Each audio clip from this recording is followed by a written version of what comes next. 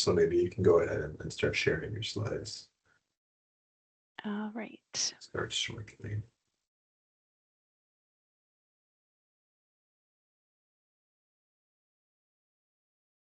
We can also make sure I'm sharing the right. Perfect. That's great. Yeah, it looks okay. Okay. Make sure everything. Excellent. Okay. Good. Okay. All right, so maybe we'll get started, then people will trickle in as I introduce you and such. All right, so hi everybody. Thank you very much for joining the kite rounds for today. We have the pleasure of having Professor Crystal McKay with us. So Dr. McKay is a health services researcher with a clinical background in physical therapy.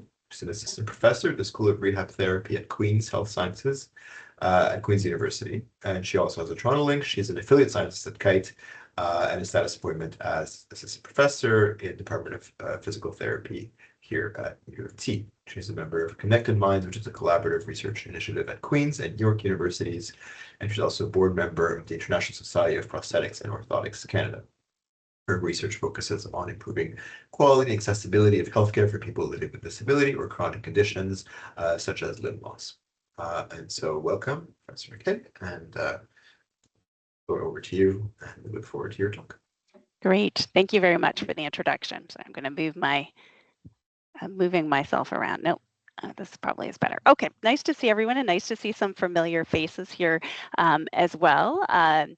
As mentioned, I am currently an assistant professor at Queen's and an affiliate scientist here at Kite. But prior to that, I was a full-time scientist at West Park Healthcare Center before the amalgamation.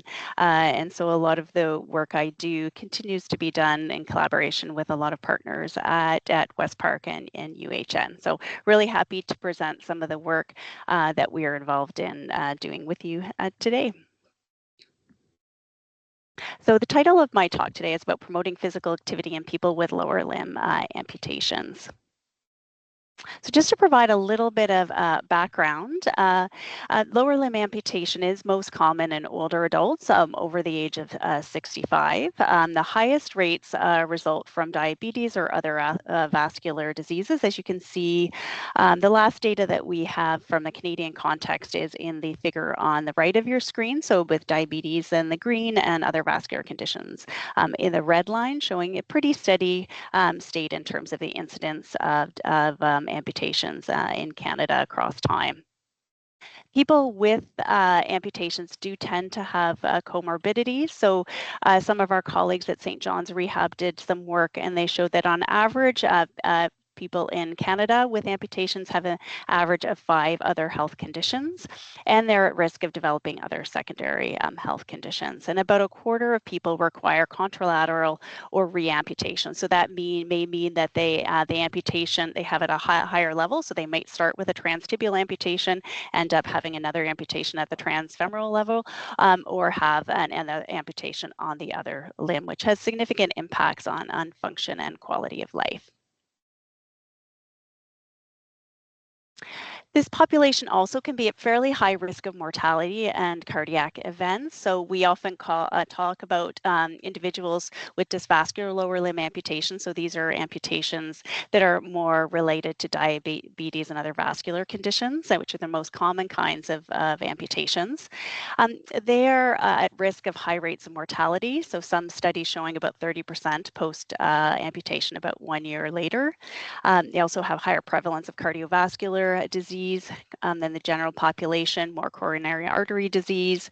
60 to 80% have hypertension in some studies, and up to a quarter may have cerebrovascular disease.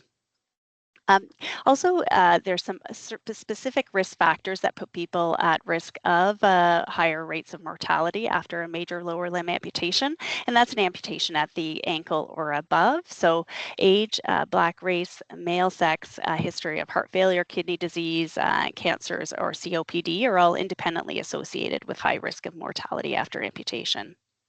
And the more proximal, so the higher level of amputation you have, the higher risk of mortality compared to those with more distal amputations. So my background's in physical therapy, and I'm interested in the physical impact of amputation on people's lives. It also certainly has an impact on people's mental health as well, quality of life, and social participation. But specifically related to physical impact, studies have shown that people have reduced walking ability, so it reduces the velocity as well as their gait symmetry, have reductions in balance. So the fall rate in this population is about 58% per year, and report reductions in balance confidence. We also know that people have greater metabolic costs of ambulation, and the higher the level of the amputation, the more metabolic costs. So fairly significant physical and psychosocial impacts. So in terms of physical activity and lower limb amputation, there are a number of studies that have measured levels of physical activity via questionnaires or other direct measures like accelerometry. And they found on average across studies showing about 3,000 to 4,000 steps per day, but studies specifically around dysvascular or diabetes-related amputation sometimes have lower levels. So one Canadian study showed about 1,200 steps per day on average for ambulatory folks post-amputation. But certainly people with vascular etiology or transfemoral, so higher levels of amputation, do tend to be less active compared to those with traumatic amputations or lower levels like transtibial amputations. But regardless, most studies show that on average people are not meeting physical activity guidelines in Canada or other contexts. So in terms of where we're at for the evidence for physical activity interventions, the exercise is consistently recommended across clinical practice guidelines. A systematic review that we did with colleagues in Quebec showed that combining aerobic exercise with strengthening exercise or balance exercise improved balance, walking speed and endurance, and transferabilities in people with lower limb amputations. Another systematic review and meta-analysis was recently also published around gait outcomes, and it showed that multi-component exercise programs, so the ones that included gait, strength training, as well as balance training, improved gait outcomes at both subacute and chronic stages. And very recently, a study was published showing that physical activity is positively associated with survival, quality of life, and wound healing. So there is a sufficient level of evidence that there are benefits in terms of physical activity interventions for this population. But there continue to be some gaps in care to support physical activity. So the way rehab services are delivered does vary across the country. So depending where you live, you might be in more of a general rehab unit. In bigger centers, you might have an amputee-specific rehabilitation center. Other people might sometimes it's inpatient, sometimes it's outpatient services, but it's quite variable in terms of access and what you might have access to. Looking at data across the country in terms of inpatient rehab access, about 30% of people with following an amputation do receive inpatient services across the 9 Canadian provinces that they had access to data for. But there is a scarcity of amputee-specific community exercise programs. So there not many, there might be some sort of here and there, but there's not sort of consistent availability of programs specifically for this population. And studies have also shown that conventional programs are not improving cardiovascular fitness when it's more focused on prosthetic kind of rehabilitation training, and then people are often discharged back to the community.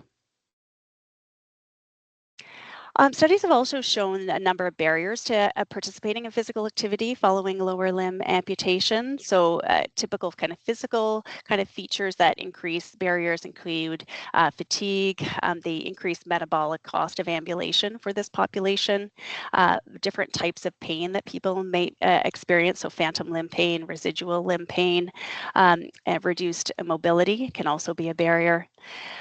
Access to a prosthesis or some issues with a prosthesis can be a barrier. So sometimes people are ambulatory with a prosthesis, but if they start to have wounds or issues, they may have to reduce their physical activity to accommodate for that. Motivation, lack of social support have been identified as potential barriers, and environmental access. So for those who are more physically active, it might be access to adaptive sports equipment, but in other places it may be access to buildings and areas, or being able to be mobile outdoors in order to participate in physical activity. And there are a lack of availability of amputee-specific programs for physical activity or exercise in Canada. So it feels like not long ago, but a number of years ago, we participated in a research priority setting exercise fund activities funded by CIHR.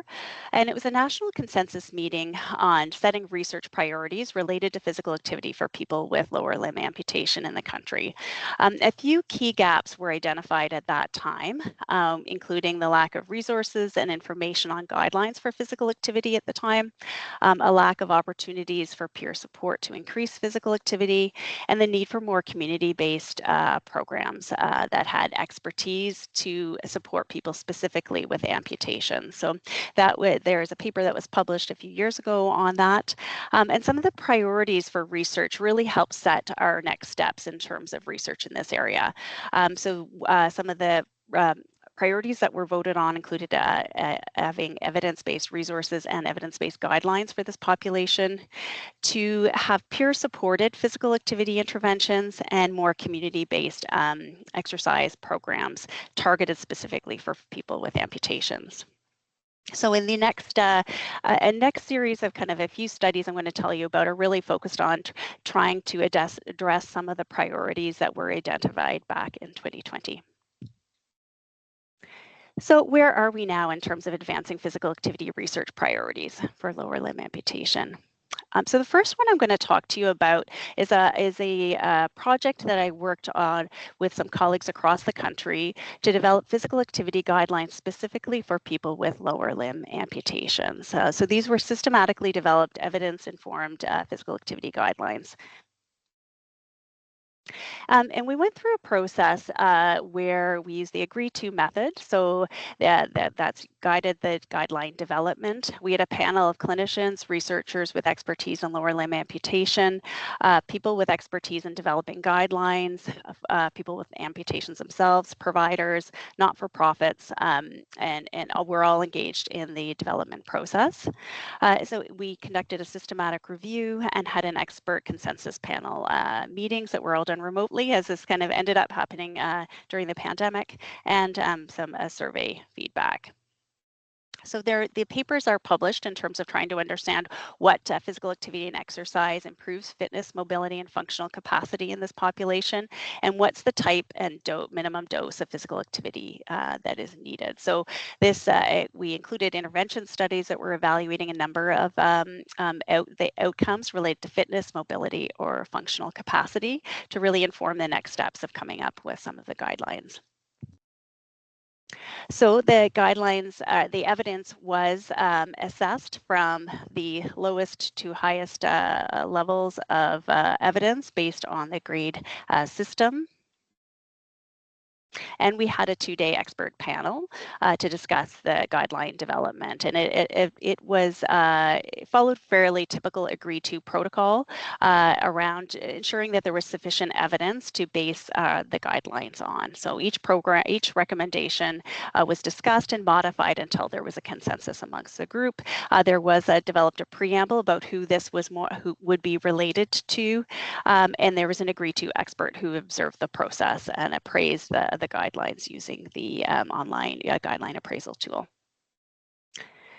So we then, once there was kind of a draft guideline, with a scientific preamble, it was given to sort of local professionals, some networks and groups, so that they could actually do some rating of that based on applicability, usefulness, and clarity of guidelines, using a Likert scale. And so these are just an overview of the grade confidence rating. So you can see for different types of intervention. And for some areas, there was no evidence, some there was moderate, and some there was low or very low evidence. And I'll summarize that on the next screen. But you can see more at the top, there were some levels where we actually had some moderate evidence. So in terms of the summary, there was moderate confidence in the effectiveness of exercise programs that combine different types of exercise. So programs that combined moderate intensity aerobic, so 20 minutes a few times a week, and balance exercises, so 20 minutes a few times a week, or those that combine moderate aerobic and lower limb strengthening exercises. And these were shown to improve balance, walking agility, transfers, and functional mobility. There was very low confidence for programs that only had one type of exercise or that were focused on other outcomes. So there was less evidence on cardiorespiratory function, flexibility, or muscle strength in the body of evidence that we have to date.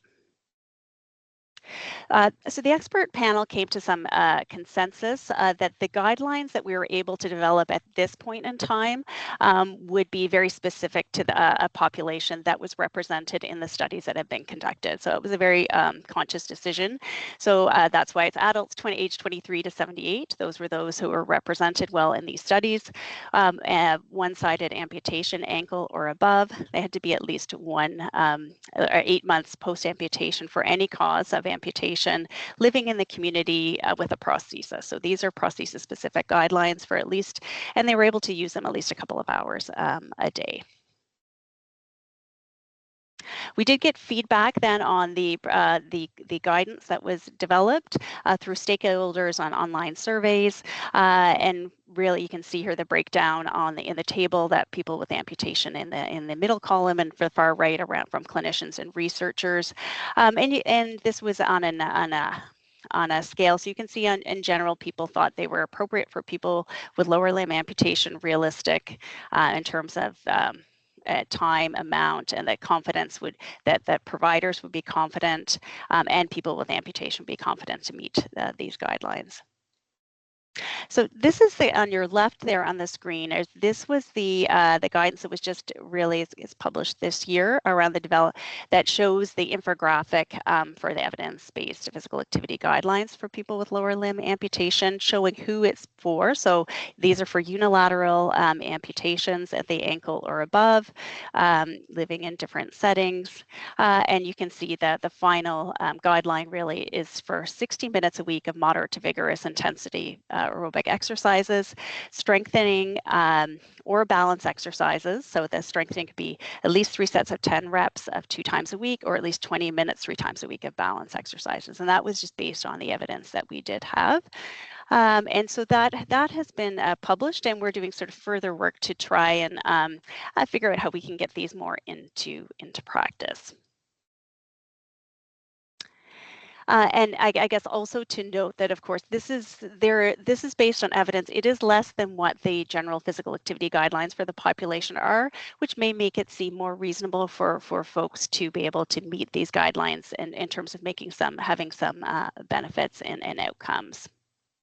But we do need to probably have some future research that looks at addressing gaps for maybe some subgroups of the population in terms of their outcomes.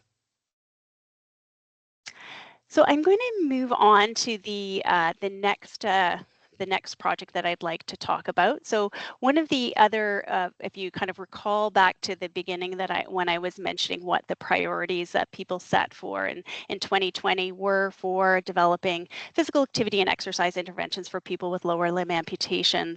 One of the other areas was really around improving physical activity levels in this population using peer support. So that came out quite strongly. So I want to talk a bit about a project more. I can't tell you the outcomes of the pilot trial yet because that's in progress, but I'll tell you about the development of Impact L3, which is the intervention improving physical activity through coaching and technology following lower limb loss, or Impact L3. So it's more of a physical activity intervention utilizing peer coaching, wearable technology, and online education, and with the aim of improving physical activity levels through behavior change. So this work we started, it was through prior research that we had done, really trying to understand how people perceived physical activity, what influenced their physical activity levels through a number of qualitative studies, a couple of which you can see on the screen here. And what we found is that there were a number of barriers and facilitators to participating in physical activity for this population. Some of that was the lack of access to community resources and programs specifically for people with amputations. Some was whether or not people had social support to participate, had a good understanding of physical activity and whether and what to do or what not to do post-amputation. And of course, motivation and attitudes were a barrier or facilitator for participation. So these started to inform our next stages of our work. So we did some further qualitative interviews to understand preferences for a physical activity intervention. We conducted some further co-design workshops, did some iterative module development for the online education component of this intervention, and some user testing. So started out with some qualitative interviews for people with major lower limb amputations. And then we did 2 co-design workshops to really refine more specific content. So what would people want to know if we were doing some education? We worked with an instructional designer who also has a lived experience living with amputation, who really supported our work in terms of developing these interactive education modules. And then we did some usability testing using Think Aloud techniques. And we had an advisory committee who supported us throughout this process. So just kind of briefly, some of the results in terms of the interviews gave us some insight into what some of the preferences people had for an intervention. They really did highlight the importance of peer support. So this was just a quote from one of the participants who said, hey, there's a gentleman in our group, it's phenomenal, he's running. You look and go, wow, that's impressive. So it gives you a feeling of hope. So we knew it was important to integrate that component into the program. They also talked about trusted information sources. So, if people were supposed to be lifting weights, how much is too much? And they wanted support navigating different issues that they were facing, but wanted to feel like it was coming from a place that they could trust. They also thought that monitoring and accountability would be useful. So the some form of activity tracker came out of these interviews in terms of helping people improve their physical activity with some feedback. So the intervention impact, which we'll kind of talk about in short as Impact L3, is was designed as a sort of 3 main components. So peer coaching, and peer meaning that the individuals doing the health coaching are people with amputations who are matched to someone, often based on like level of amputation. It might be related to age or gender, depending on what we're able to accommodate. And they're trained in brief action planning, which is a kind of a form of motivational interviewing. We decided it was important to have an activity tracker, something that's valid and reliable for both prosthesis and non-prosthesis users, in case there were folks who were using a wheelchair post-amputation, and education. So this is where we were going further to develop some of the online education. So in the workshops, this is where we spent the time co-designing what kind of education, what would this look like? So this is one of what we called our messy maps of some of the topics that started to come out of the education sessions. So people wanting to understand things about the health of their residual limb, cleaning, what had shrinkers and all the types of equipment they might need. Managing pain and phantom sensations, a lot on, this is about physical activity, a lot about mobility, what's the guidelines, what should I be doing, but also considering the type of amputation, risk of falls, what type of specific exercises they might need to do. So this is kind of we had some iterative development of what would be some of these topic areas that they would want. We worked then further with our instructional designer who lives with amputations to kind of further develop this through storyboarding and developing different modules. We ended up with 5 modules, our online modules, to aim to improve it and really enhancing people's competence skills related to physical activity. So some of it is focused on understanding the benefits of physical activity, enjoying physical activities, and really trying to look at what are some maybe light effort, moderate effort, and vigorous effort types of physical activities. and kind of moving forward. And throughout this, there was a built-in opportunity for goal setting weekly. So in terms of these online modules, we did do some user testing with them. So 5 users navigated every part of each module using Think Aloud techniques. They did the feedback was really organized based on navigation issues, presentation, language, and content. So there was in our test site there were some navigation issues we needed to deal with in terms of moving between modules for support for that. Overall, in terms of presentation, we had a lot of images and there are some interactive types of activities within them, but participants really recommended that they wanted the images of people with amputations to feel relatable, and that there were a lot of young people in the images. So we did some changes to that in order to make it feel like it related more to folks who would be participating in this program. There wasn't a lot of feedback on language. Overall content, it was found to be informative, relevant, but we played, I think our prototype really had a lot of information about, you might need to talk to a health professional or that kind of thing. And there was some feedback that maybe our disclaimer messages were a bit too frequent and too often and might dissuade people from actually participating in physical activity.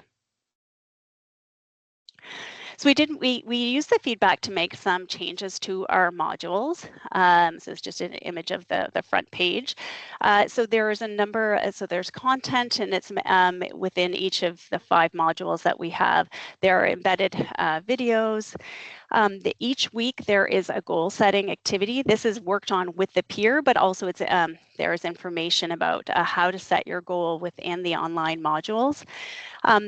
And this is really intending to help them to improve their competence and confidence in doing that along the way. There are a number of videos, and the videos really intended to give people ideas of different types of physical activity or exercise they can participate in. Now I'm going to try to play one of the videos, and we'll see whether it works here. And this is just a brief video that's embedded within the modules. Hopefully you can hear that.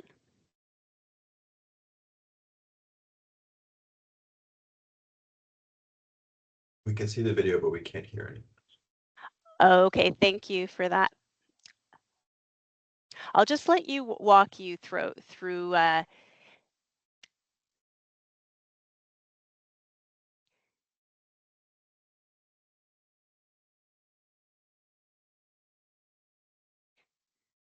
So these videos were at the old West Park site just as the new building was built, but we were unable to do them in here.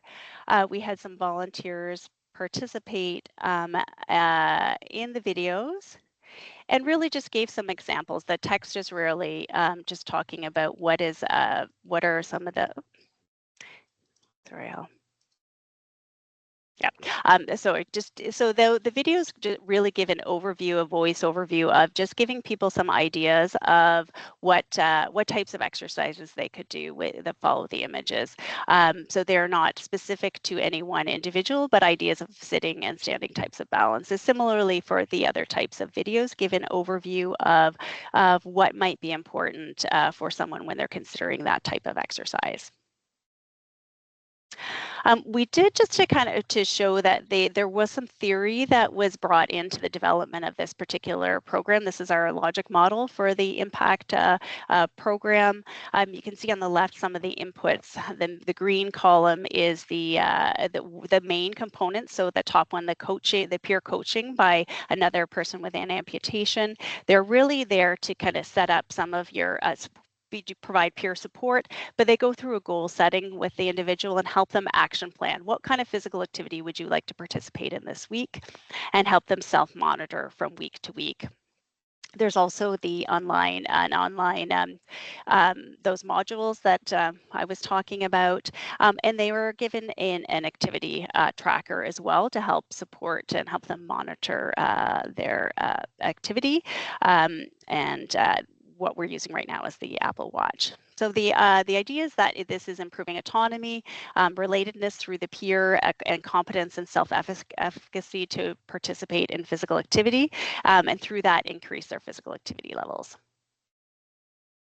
So you can see, as I mentioned, there's the three components. So that the peer support, providing goal setting, action planning. They have that self-monitoring and feedback through their activity tracker, and they're giving some information on and examples of types of exercises they can do through the online modules, with the idea, hoping that we will increase confidence and physical activity levels. So this is an 8-week program. The peer is with them for once a week for 8 weeks. This is virtual. The online modules, there's 5 modules. So the first 5 weeks they have a module, and they have the activity tracker that they use for the whole intervention.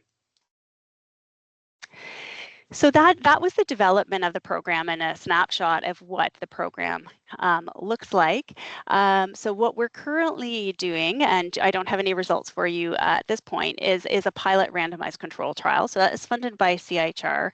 Its primary aim is to assess feasibility of conducting a randomized control trial to determine effectiveness of a virtual peer-led physical activity intervention on levels of physical activity and self-efficacy compared to a waitlist control group. So our specific objectives that is ongoing right now is evaluating the feasibility. So we're looking at indicators of process, resource management, and outcome.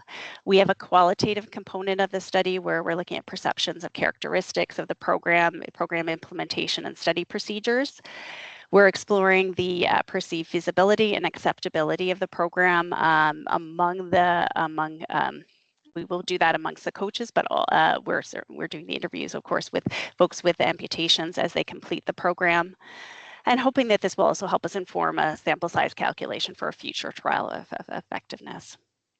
So this is just, see, the protocol is published, and this is the study design. So we are looking at our baseline and post-intervention measures include people wear an actigraph, so we're measuring their physical activity. They wear it at home for 1 week prior to starting the intervention.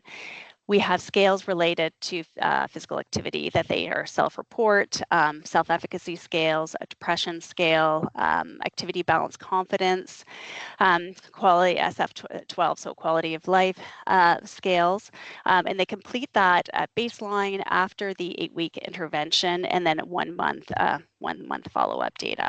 And we have a waitlist control group that gets the intervention following their data collection period. So yeah, as I mentioned, the pilot RCT is ongoing, and hopefully I'll have the opportunity to tell you about that, those results in the future.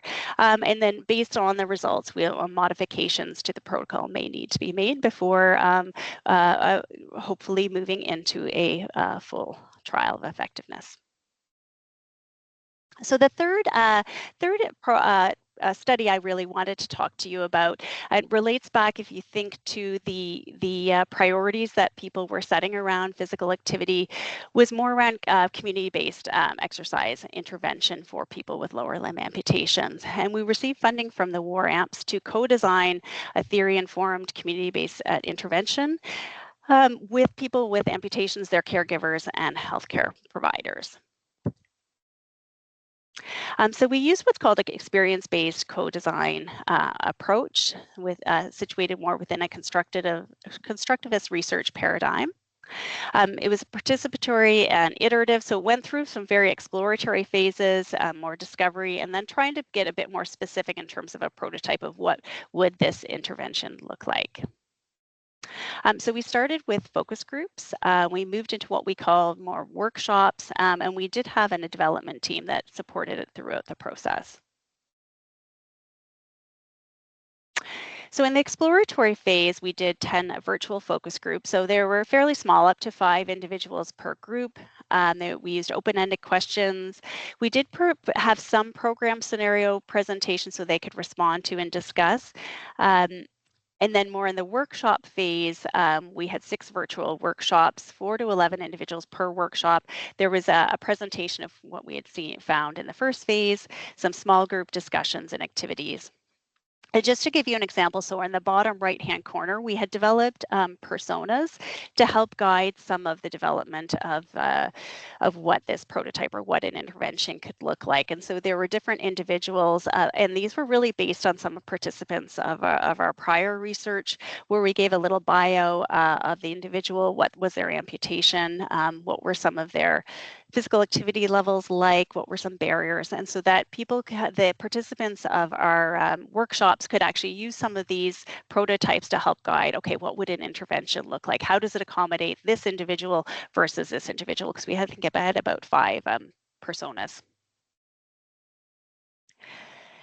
In terms of results, so we had 33 people participate, and were in the focus groups, not 33 focus groups. 21 people with amputations. We had 8 health professionals and 4 caregivers who were parts of that. At the workshop phase, we had 22 individuals. Above more than half of those were individuals with lower limb amputation, at different levels of amputation, different age groups. And 10 health professionals, so 8 physiotherapists and 2 other professionals. So briefly, so this work we have done all the data collection, we have done the analysis, and here's some preliminary findings I'm just going to show you as we're writing this up for finalizing this for publication at this point. But from the focus group phase, there were a number of themes that came out. And I'll just talk about them at a high level here today. First being that people do face barriers to physical activity, and that there's a lack of programs available to them. There was a preference for health professionals to provide this support for exercise and education program in a group setting. So our early work in this, really, the folks wanted a kind of an exercise program, and led by someone. It could be, there was not a specific, could be a physical therapist, could be a kinesiologist, but someone with expertise in the area of amputation. In the data, some folks did want that to be co-led with someone with an amputation, so more of a peer involvement in that as well. They felt that exercise should be tailored to meet individual needs with caveats. So in our focus groups with people with amputations, they really did want tailoring to meet for the exercises to be specific for them. The health professionals in the data collection, I thought that was possible to a certain extent, but it would also have to be managed in terms of group size in order to allow a lot of tailoring. And peer support, like all of our other studies I think we've done around physical activity for this population, has come out as very integral. So for example, the quote on the screen saying, I have a peer to do it, to say, oh yeah, I can do that too. And that's exactly how having a peer would be great. So it's really providing camaraderie, but also motivation. So there was a sense from the participants that virtual options could ensure accessibility, but that in person was valued. I think people were, this study was done more recently, and people, there was some interest in being back in person, at least part-time, recognizing that, like the theme below, programs have to be convenient and accessible for people. So as we move through the process of workshops, people really had more of a preference for some hybrid where they could be in person some of the time, but also have some virtual options, so that if it was difficult to come in person, that was an option for them. It was felt that some eligibility criteria would be required in order to accommodate people in the group setting. So this kind of work was more around focus groups with participants. We then took those findings and had some more specific workshops. And just to give a high level kind of overview of this, there was a number of the core components that came out of these workshops, and that there was a need for tailored group-based exercise that should be led by a health professional with expertise in limb loss.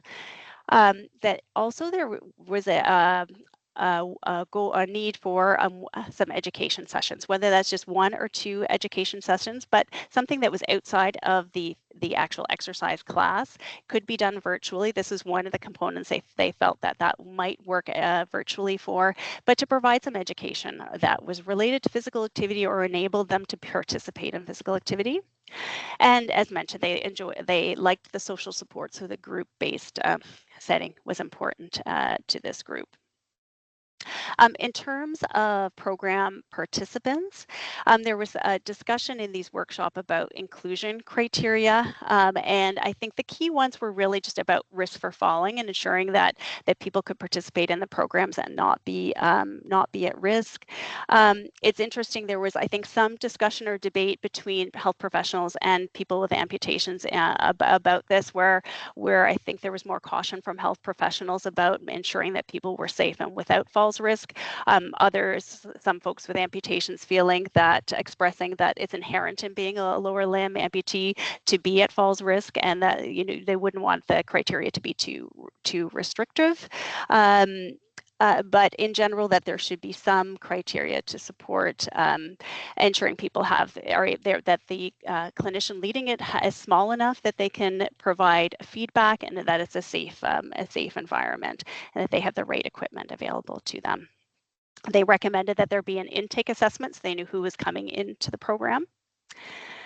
And when they also talked about the program features. There was a lot of discussion about location, and so accessibility. And so an accessible location was quite important, and a timing that within daytime was probably was for this group recommended. And the point I made earlier about hybrid delivery. So there was some strong I guess interest from the group with amputations, that there be options that sometimes that they could be remote, so that they didn't have to be, say, twice a week in person on site, as that might be a barrier to some people to participation. So in terms of the program, you can see kind of a little schematic that was developed for feedback for the program, where there would be some kind of intake assessment, that they would also take outcome measures, that there was a recommendation that there be maybe an introductory session that talked about this, particularly if they're, whether you're in person or remote, that they're talk about safety, for example, the basics of exercises. The structure of the program, that it would include exercise and some, as we mentioned, 1 to 2 education sessions, as well as being in a group setting, that was perceived as providing that social component. The work that was done through the focus groups as well as the workshops was taken to the advisory team. The feedback from the advisory team was to ensure that there really was accessibility options for people with both those with wheelchairs and prosthesis users, and that should be considered in the design, and also to empower users to contribute to decisions on falls risks, so particularly in the virtual element. So give some of that ownership back to individuals with amputations.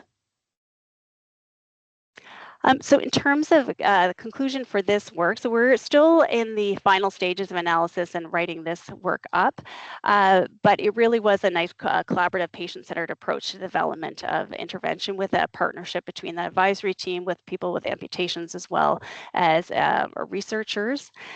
Moving forward, as this gets developed, we are aiming to get funding to examine the feasibility and effectiveness of the program for people with amputations. So in terms of priorities for research for people with lower limb amputations, where are we at now? So we started in 2020. We had that workshops to try and develop research priorities. At this point, we have developed evidence-based physical activity guidelines for this population. Are in the process of trying to work through dissemination of these guidelines. We have developed and are now doing some pilot testing of a peer-supported physical activity intervention for people with just vascular lower limb amputations. We have a co-designed community exercise program that will need future testing after this qualitative phase.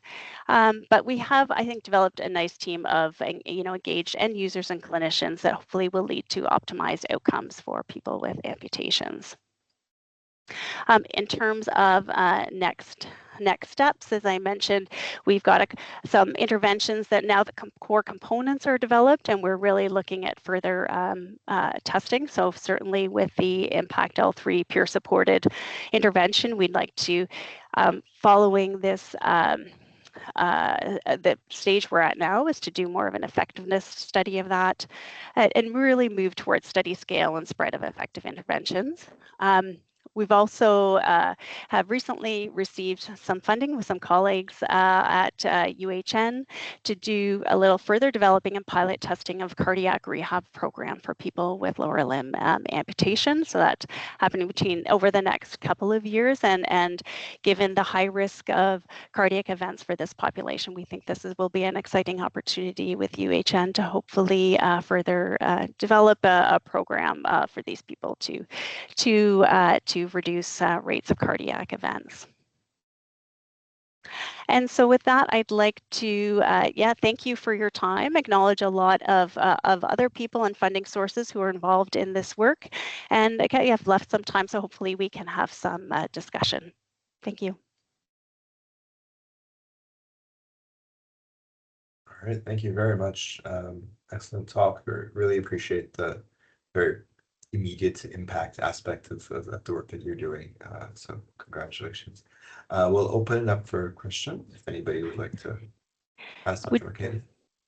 Yeah, would you like me to stop screen sharing or you can leave it just in case people want to refer to anything. All right. Thank you. So it's if anybody has any questions, you can put them in chat, or it's a small enough group you can just unmute yourself or just click the raise hand button, and whatever works.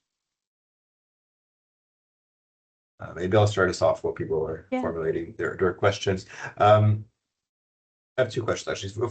For the peer review, the peer support aspects, have you encountered any hesitancy from any direction about kind of engaging people with lived experience as providing what could be perceived as kind of health care advice in a way? Like, have you had pushback from granting agencies or pushback from any healthcare providers? Like, how do you kind of put that forward to convince?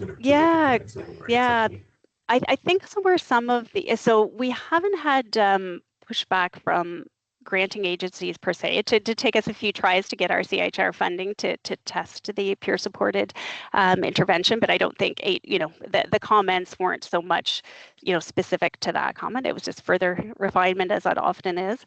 I think there's been maybe not pushback, but it's always trying to understand how much advice or guidance you can give within the context of education modules, for example, et cetera, when it's not a one-on-one advice and you're not doing an assessment, for example. So I think that's where when I mentioned we started out with a lot of caveats about but maybe you need to talk to your provider, and actually the feedback from some people with amputations was like, we live this every day, we live with risk of falls, we live with, and that actually is more scaring people and making them not want to participate in physical activity rather than engage, empowering them to be physically active. So they recommended we take out some more of our caveats around that particular part. I don't think we've had any feedback. Obviously, people who are uptaking the pilot trial or participating in it haven't. I don't think we've had any concerns or feedback from participants in it from that angle. But as we get through all of our qualitative data, et cetera, maybe we'll we'll certainly analyze with an eye to that. But in general, I would say the people with amputations are more risk that falls are part of that. And we've just had to kind of ensure that that the guidance is at a level, obviously it's not a professional when it's a peer providing guidance. So it's really working through goal setting and action planning and how to find resources, et cetera. Hopefully that helps. Thank you. I'll ask another one, Tim. So I was curious about, so when you're looking at barriers to participation, right, and developing guidelines, did it come up at all, like the prosthesis itself? Like, is there an impact of the type of prosthesis, the material, the sophistication, the cost? Do people with certain types of, or say level of, or qualities of prosthesis report different feedback, or it's not a factor that comes up really, or No, the it's prosthesis too is, uniform? yeah, so to answer, yes, the prosthesis itself definitely comes up as a barrier or a facilitator. I don't have the data on me right now, but for example, in some of our earlier work looking at barriers and facilitators, one of the quotes was somebody who had a very, a microprocessor knee, so very kind of, high tech, and said, I would mortgage my house for this because it enables me to live the life I want to, as an example. So certainly the prosthesis itself can be a barrier facilitator, and lots of data on people when they're, and we're even seeing in the study, if there's something happening and they're having issues with their prosthesis, it affects their ability to walk and get around, and you're really having to modify your physical activity based on that. Hopefully that's getting at your question. Yeah, no, it is. I mean, do you see any specific?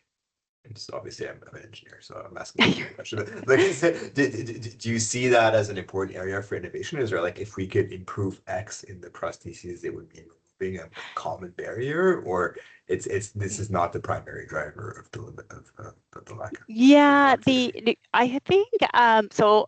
As not an engineer, I'm not sure. And I see some people on the line who might be able to speak even better, more specifically to the prosthetics themselves. One of the things, I guess, more as a health services researcher, I see is access to the prosthesis. There is a lot of variability to, like, if everybody could get if costs weren't an issue, for example, people may be able to get different types of prostheses that exactly meet their need, but not everyone gets access to the same types of things. That's based on need, but based on insurance, et cetera. And that, so, I think, some clinicians might make decisions about who really needs, who does need what type of prosthesis and what type, some of them obviously are much more costly, have a lot different mechanisms within them, but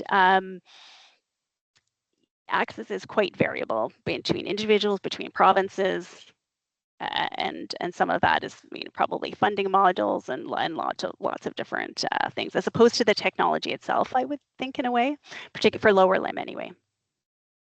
Great. But I welcome, I know I see you there, Janet, and other people who have a lot of expertise in prosthetics. If you have anything else to add, please do.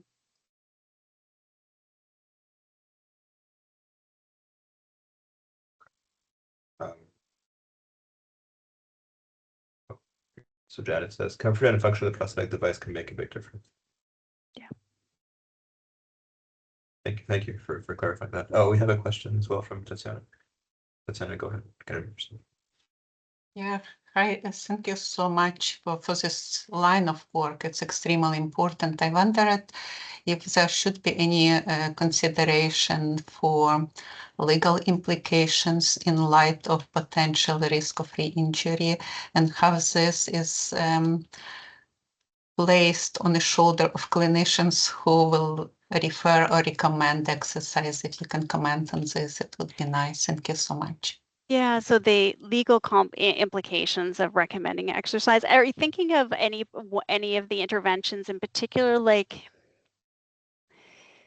I'm just thinking more about yeah. general, but also like repetitive injury with prescription of something that we have little knowledge, should be very individualized, let's put this way, with regards to load, frequency, intensity, difficulty of monitoring if it is ongoing online. So yeah, something like that. Thank you very much for that. And I see Janet's hand up, who's a physiotherapist in this area, so maybe able to answer that. I think where that came up, so for example, the last program I talked about, which was more of a group based, but in person, maybe hybrid, some online. That was where a lot of discussion was around safety. So this was mostly interviews with physical therapists or kinesiologists who work in this area. And so there was some discussion about safety and how much you need to individually tailor it, but in a group setting, how much is reasonable. So we really talked about, I probably didn't come up in the talk, about very small groups and that. So if you're doing that, this is more like an osteoarthritis program. I know that's like 4 to 5 people sometimes, like together, to kind of offset that, being able to tailor and also the exercises, but also be quite safe. So I think that was where some of that balancing that safety issue a little bit. The online one where we talk about peer support, obviously that's not health professional led at all. So it was really more about using about goal setting and action planning with the individual about what they would want to do, with more general guidance through the modules about different types of exercise and that kind of thing. So it was more of a behavior change intervention than specifically here's the types of exact exercises that you should do on that, because it is a little bit more challenging. As you mentioned, you don't want to make recommendations that cause injury. Yeah. Jen, go ahead. Sorry. I'm not sure if Tatiana maybe is still speaking. I'm sorry. I think you were muted there. Sorry, Janet. Oh, sorry. So you were muted. Sorry if you were still. Hi everyone. I hope you can hear me. Yes, I'm a physiotherapist working a lot with the limb loss population, and I think all those things you mentioned, of course, Crystal, motivation, but also to your point about the prosthetic devices. Yes, there's a huge barrier sometimes to people getting the most optimal devices, and that's usually related to funding because they're not fully government funded. So it depends on funding sources.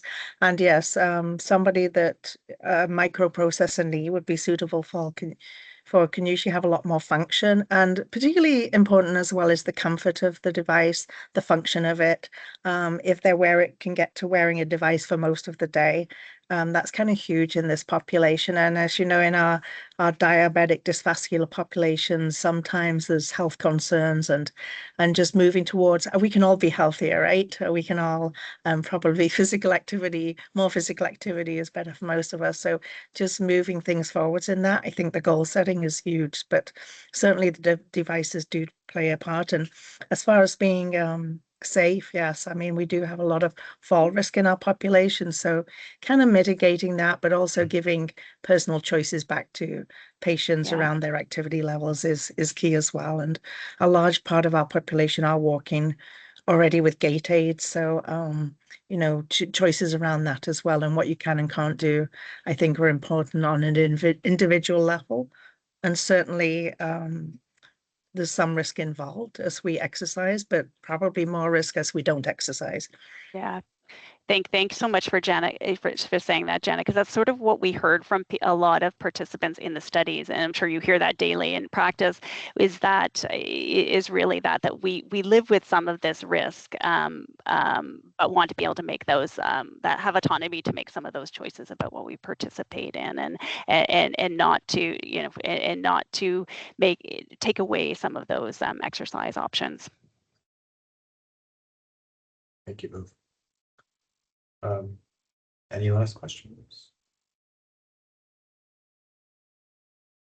Can I ask additional questions, yes, please? I just wondered during this discussion, is there any consideration for variability between male and female people? And if so, what kind of consideration should we taking into account that probably fitness level would differ, probably in many other parameters? So Someone like Janet could probably speak more to the individual level kind of prescription of exercise and that kind of thing. What we've kind of taken into account from the research are things like if we were matching peers, for example, in this one study to like someone with an amputation who's trained as a peer and has this extra education with a participant in the study, and we often took gender into account, particularly if it was important to them, and that. So I guess that is one thing where we've kind of looked at it.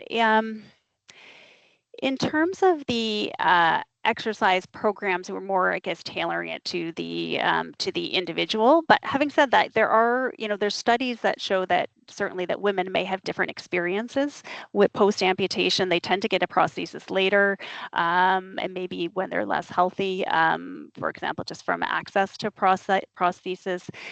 There's probably some other particular issues that they may be facing. So I think sometimes when you're tailoring it to an individual, certainly that should be taken into account. But Janet, I'm not sure if clinically, if you have any other tips. I think there is differences individually. I'm not sure that we have big enough groups to say between male and female. I think there are more barriers sometimes for females in terms of transportation if you're looking at going to places, and that's just not a research thing. And for male participants, we have probably quite a few more lower extremity males than females, and I do think they do get devices earlier. And we had a physiatrist here a while ago, so I'm going to quote him. It's better to have a spouse that's a wife when you're an amputee because there's more care. I don't know, he alluded to having more care around that. That's not necessarily true, but in cases, but I think there's more encouragement and engagement sometimes if you have somebody in your life that's really helping you sort of get to physical activity and exercise. And so I think this peer support really helps with that, especially if people don't have somebody. And what was the other question about? I think I'm missing something. No, I was thinking more like how would they respond in groups if it should be only one sex or gender specific group and they are trying to figure it out, or it should be a mixed group, more like that on behavioral level of what would promote this, not only to exercise but sustainability of continuous actions that may not be easy to sustain. Yeah, thank you. It's really interesting. I will say first, Janet, but you can go into what your clinical experience. That didn't really come up like a gender or specific groups. It didn't come up in our research when we were doing qualitative interviews to look at design of it. But and there are more males than females, in this population. But yeah, interesting point. Yeah, Janet, I don't know if you have more to comment on that. Yeah, I noticed in the study there was more females than males, but in our population, there tends to be more males than females. Males than females. I think it depends on the individual. Like there are some of us that might be women that might be more comfortable, in group settings with women, but there's other people that are very comfortable with, either side, right? And same with males. But I think we maybe have preferences of what we do sometimes between different genders a little bit in terms of what we like to engage in. Like there's sports and there's competitive activities, and I won't say which gender might kind of lean towards that a little bit. I don't want to have any biases here. And then sometimes when I go to the gym, I don't go often enough, I suppose, but like some people gravitate more towards weights or cardio or classes or groups and that socialization piece. But I think it's mixing of that too. So it's not one side or the other, but I think different individuals have leaning towards certain ways. So it's finding those things that are enjoyable, right? So hopefully this is one way where you find that a bit of camaraderie and something that you enjoy doing that helps you with your goals and moving towards that in every like physio session we have with it. And every individual that comes to us, it's finding what's meaningful to that person. And I think this is, not so different with this as well.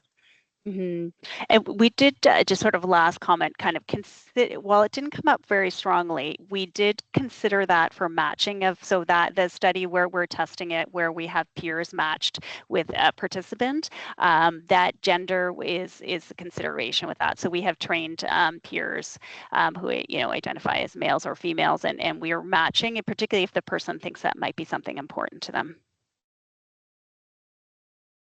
And I would say sometimes it's important and sometimes it's not important at all, depending on the individual. Yeah, that's right. Yeah. So what we're finding. Thanks again. Thank you both. Thanks Tatiana for the questions.